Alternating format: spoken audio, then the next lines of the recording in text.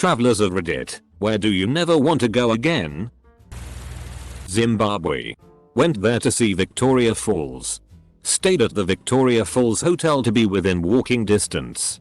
Everywhere, people were just standing around with just 2 or 3 carved trinkets they were trying to sell. There were absolutely no buyers. Looked like something out of a Twilight Zone show. First thing they asked when you got close to them is if you'd sell them your shoes. No kidding.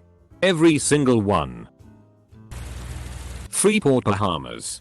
The beaches were very dirty and I just felt like I was on a shipyard. They also have a problem with feral dogs. They were everywhere. It broke my heart to see the skin and bone dogs. I guess so many of them starved to death they cannot keep up with the body pickups. I saw too many decaying dogs to count. Seriously would never go back. Edit. Although I did not enjoy going to Freeport, it really made me realize how nice I have it here in the US. Another reason I didn't care for my trip was due to the fact that I was out there vacationing, sipping on martinis, while the locals were struggling to put food on the table. I saw where they lived and it really broke my heart. I felt very guilty knowing that my tourist ass wasn't assisting them really in any way. I'm not familiar with Bahamian tax laws and government issued programs, but I can't imagine that the tourist money goes back to the people if that makes sense. And I also really started upping my volunteer game, especially with the Humane Society. Definitely the UAE, Dubai. While flying home from a business trip about a year ago, I was pulled aside at security, forced to remove all my clothing, given a ridiculously intimate and degrading strip search, including spreading over and bending, spreading my ass cheeks and having to retract my foreskin. Forced to stand naked while my belongings were searched and my tattoos were photographed. And then interrogated for over an hour while they looked through my phone, computer and other belongings. I missed my flight and wasn't even given a reason for the search. Luckily I haven't been back and I never will. Night train in Poland. A friend and I went interrailing around Europe and booked an overnight ticket on a night train to Poland. Boarded the train and went to sleep in our own coupe, with locked doors and no red flags whatsoever. Woke up 3 hours later with a drowsy headache and all our electronics gone. Computers, cameras, phones, all gone. Spend the rest of the train trip trying to get information out of the conductors, but they pretended not to understand a word of English. It was so obvious that they were in on it. We subsequently read in the guidebook that this train on this particular route was known for its nighttime robberies and that they used sleeping gas to fill up the coupe before entering. Explains the headache. FCK that man.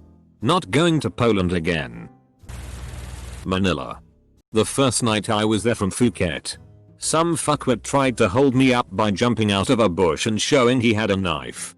I was so sick from an earlier illness that I just shouted "fuck off you f-king cunt" and just kept walking to my apartment about 5 minutes walk away. This was outside my shiny huge office block in Ortigas.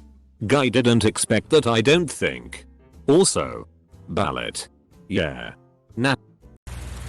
North Korea. I feel very deep shame about having given that regime even a little bit of my money. It was a unique place, but rare glimpses aren't worth the legitimacy being a tourist in that country affords its leadership. The recent death of Otto Warmbier intensified these feelings. I gave my money to murderers, liars and thieves to go a place where they imprison their countrymen and starve them to death. FCK the Kims. Wish I'd never gone. On a flight from Nairobi, Kenya to Cairo, Egypt, our flight had to make an emergency landing in Khartoum, Sudan. The rest of the passengers on my flight were Hasidic Jews, and I'm not sure that's entirely relevant, but it did make the ordeal seem much more surreal. Our plane hit some terrifying turbulence and it was announced that we had a technical issue and would be landing at the Khartoum airport. We were made to deplane. I was traveling alone and made an effort to keep to myself and blend in. But given that I was a young white woman traveling alone in sub-Saharan Africa, it was difficult. Somehow I caught the eye of security, who asked to see my passport and paperwork, and began to hassle me about not having a certificate of proof for the yellow fever vaccine. I was told I would not be allowed to return to Nairobi without it, though I would be fine entering Cairo. I was told I must come with them so they could vaccinate me. I was taken into a back room in a building detached from the main portion of the airport, and the security passed me over to a male nurse who already had a syringe in hand. I asked to see the bottle of the vaccine, but was told it had already been disposed of. This raised my suspicions, and I asked him if $20 would make this go away. He agreed, wrote and signed my yellow fever certificate, and sent me back to the waiting area. Never again. Sudan. Never again. French Guiana. I visited there for a little over a month or so and enjoyed my time, but I really just have no interest in going back. The bad things really take away any interest. Lots of crime and rude people. Lots of racism as well. Way worse than anything I've ever experienced in mainland, and I was only there for 1-2 months. Isolated from the rest of the world. There's just literally nothing there. I'm surprised no one has mentioned Roswell, New Mexico. If you want to go to know about the alien crash, there's this museum where they have what looks like a failed high school presentation about aliens, with pictures and information printed on letter sheets posted on the walls. I didn't travel very far to go to Roswell, but there were a lot of visitors from other countries that I felt bad for them. Russia. I moved to St. Petersburg, where people are said to be nice. Suffice it to say that in 2 years, I was mugged by 2 guys whose car I helped fix. My roommate's elderly father had to be hospitalized after being assaulted in an elevator. Nothing was taken. He was just beaten, and on 3 separate occasions teenage children of colleagues were assaulted by adults in broad daylight in public places. This isn't to say that everyone who lives there is violent by any means, but there seemed to be a general attitude that it is preferable to see someone lose, fall or be injured than improve one's own life, which can lead to some messed up things. After reading this thread, there is one thing that has always intrigued me. I am for a third world country. I now live in a first world, peaceful one. I notice most of the people I meet in developed countries tend to wish going to poor places. For some reason. I don't know what is this weird fascination with poverty. I understand it is different from what you are used to. I understand there is a part of seeing something out of your reality and cultural standards. However, my take to travel is always this one. Who am I financing? If I bring my money to this place right now, is it a corrupt government that does not give a FCK to their people? Not going there. Is it to an awful dictatorship who does not give a FCK to their people? Not going there. Is it to extremists who murder anyone who disagree with them? Nope. Not going there either. Most of these places only sustain themselves on tourism. Usually the worst type of tourism, sexual exploration, drugs, and all the weird things that go along with it. If no one goes there just to experience the culture, or for the beautiful scenery, eventually they will have to change. What I mean is, do not go somewhere where there is little to no regard for human life, apart from those of the wealthy tourists bringing their wallets there.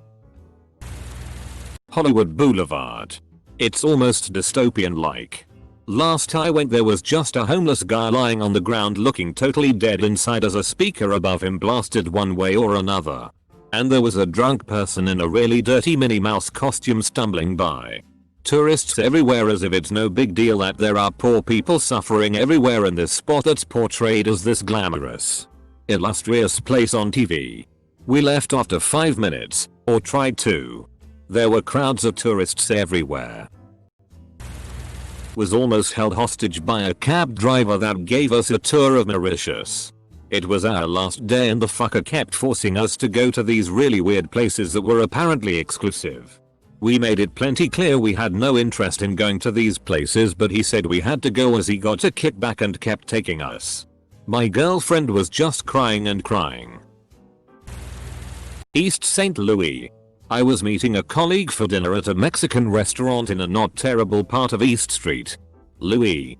Unfortunately, Apple Maps took me into a desolate neighborhood with gigantic potholes in the streets and empty lots interspersed with abandoned houses on either side. Thankfully, it was a 90th July afternoon and no one was out and about. I stopped in the middle of one street, Looked around. Saw no one. And entered the same address into Google Maps. This time it took me to the restaurant. Fucking Gary. Indiana. Came off the exit immediately into a neighborhood that looked like it was hit with some natural disaster before and never recovered. But no, they're just too broke to fix their roads or anything. We tried to cut through the neighborhood as fast as possible, but the potholes made us not go over 25. We finally got to a gas station and the guy at the register said, yeah, you all should get out soon. It's about the time when they start robbing people. Advice taken. Got the FCK out of there. Yakima. WA. They might call it the Palm Springs of Washington or Yakivagus. But it's an absolute shithole. Highest rate of carjacking in the country and rife with violent crime. I had a friend that went there for a soccer match when he was in high school. And the match was cancelled because one of the kids on the other team was a gang member and some shitheads drove by and shot at the players on the field. Luckily nobody was hurt. But gives you an idea of what sort of special shithole Yakima is. That said, the Yakima Valley makes some amazing fruit and hops.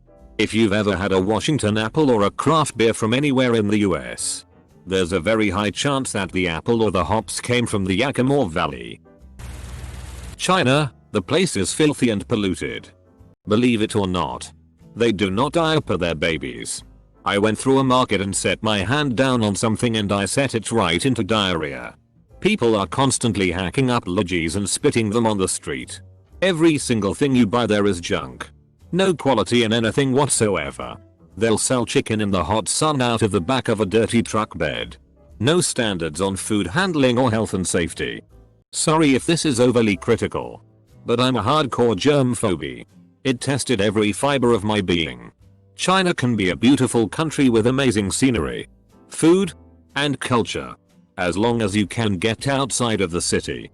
Traveling to the countryside in provinces like Gansu, Sichuan, and Yunnan can take you to amazing sites with relatively unpolluted nature. Only caveat is that you may need to know some Chinese and get an interpreter to travel these parts. Completely understand your points about the cities being gross though. Syria. I hitchhiked from Alexandria to Istanbul, through Jordan and Syria. Before the Arab Spring, Syria was a beautiful and historically fascinating country. Naturally fertile and prosperous, with delicious food and friendly people. But it was backward, closed-minded, poor and seedy because of a corrupt, paranoid authoritarian government. Now it's a war zone and a humanitarian disaster, which is far, far worse. Phnom Penh, Cambodia. Pol Pot and the Khmer Rouge killed a third of the population in the 70s. And they have not recovered. Imagine 6-foot high piles of trash in the street that little kids go through at night looking for recyclables or things to sell. Entire families sleeping on cardboard mats for blocks. Followed by a dozen bicycle rickshaw drivers sleeping on their rickshaws. Smiles are few and far between. You can feel the desperation. It surrounds you like a plague. I remember telling a filthy beggar girl who couldn't have been more than 6 and was carrying a few-month-old crying baby that I wasn't going to give her any money. She stopped walking. And a couple seconds later, I turned around to see her standing under a streetlight on a litter-strewn street, holding the crying baby in one arm, with the other arm outstretched, middle finger extended. I'll never forget that image. Angkor Wat is cool. And apparently the beaches are nice. But FCK the rest of the country. Vernal, Utah. I drove through this fracking boomtown while I was on a road trip. A huge swarm of dust is constantly falling in the city from all the mining equipment up above in the mountains. Breathing when I got gas was a mistake. I could feel my lungs filling with that shit. Turns out a lady in the town recognized the infant mortality rate was skyrocketing, so she called some authorities on the subject who came in, but were funded by Exxon or some BS like that, and they concluded that nothing was wrong. Then people started calling this lady, threatening her and her family's lives.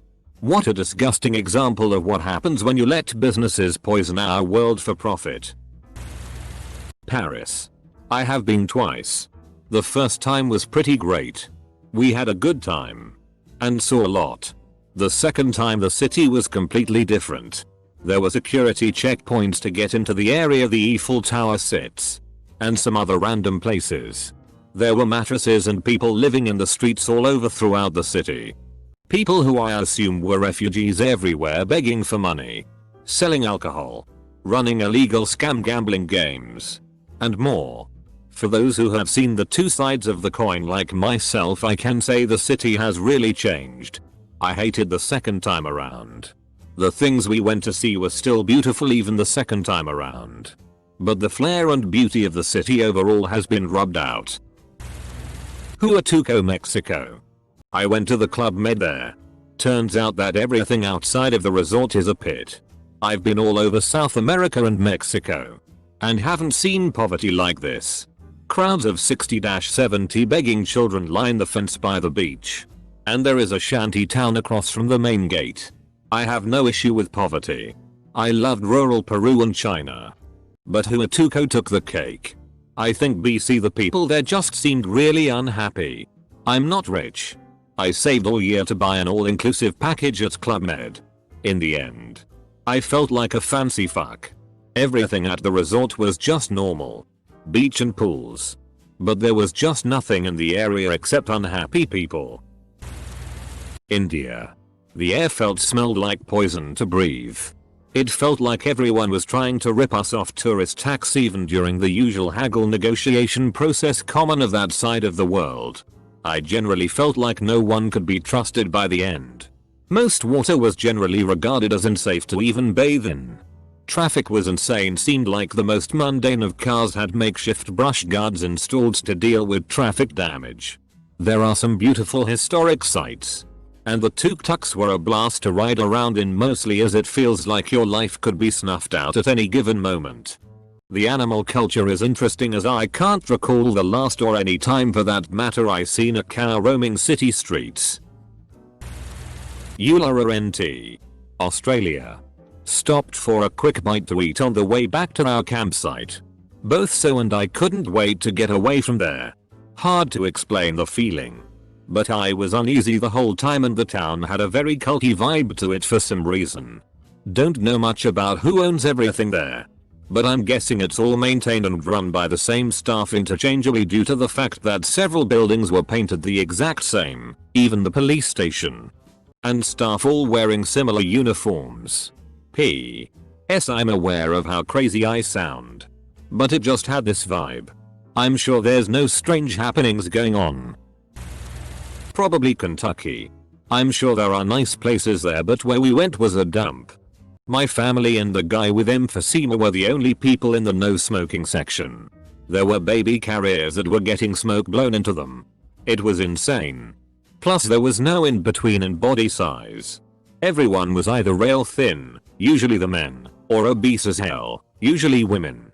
But plenty of fat dudes too, so many mobility scooters. Just generally gross. And lax. That was just a clusterfuck of insanity. Had to take a bus to my terminal and they changed gates on me last minute, so I had to hoof it a few miles through the place. Wouldn't have been too terrible if I hadn't just had an 8+ hour flight from Alaska and had just one heavy carry-on digging into my shoulder. Cousin's wedding was awesome though. But screw lax. I actually prefer O'Hare. Which is saying something. This is going to get buried. But I've gotta say North Korea. I mean, the trip itself was quite an experience and I'm glad I went. But knowing what I do now about NK, I feel immensely guilty. Even back then I was conscious that a lot of the money I was spending, all in American dollars, was going directly to the military and not the people. Who were gaunt and hollow-eyed but trained to give these bright fake smiles like haunted dolls. The nice dinner I ate there was so rich. Creamy and meat heavy. And knowing that so many people were literally starving, probably including family or acquaintances of the waitresses, made it the guiltiest meal I've ever eaten. I'll not be back.